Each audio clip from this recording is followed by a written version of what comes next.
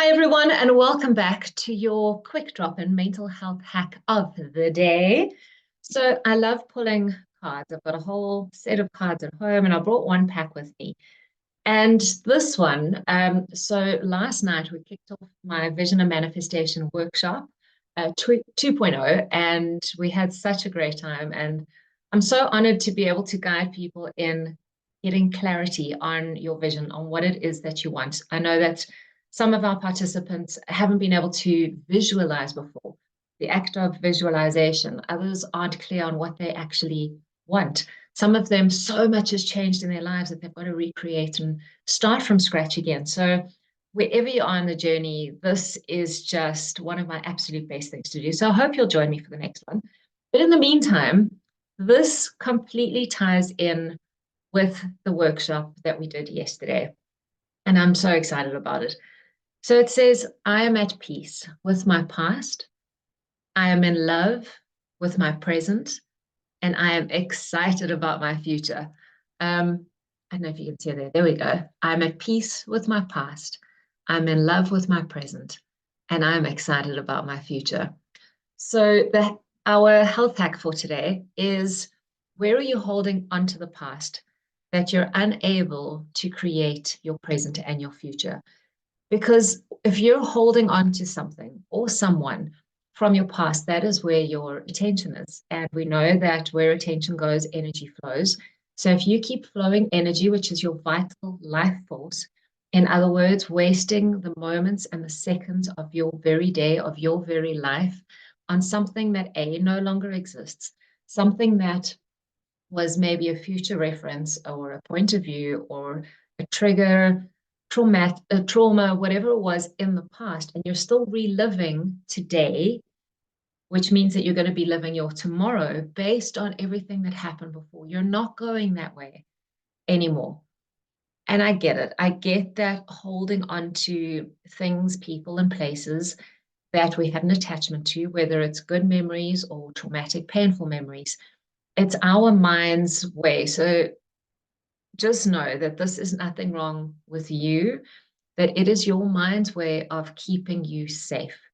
Because if you can keep looping on what happened in the past, your mind is trying to protect you from ever befalling any of that trauma again, if what you're holding onto was traumatic and painful.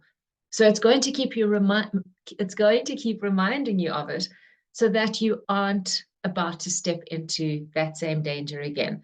So it's just a self-preservation technique.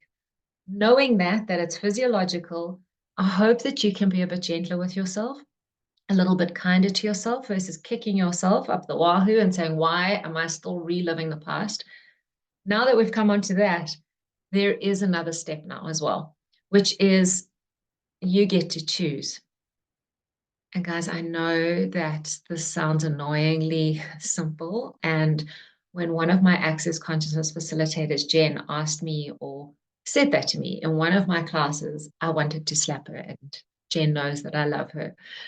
But it is because when you're going through something and someone's like, well, just choose something else. It's like, what do you mean just choose something else? I can't just choose something else. And what if we can?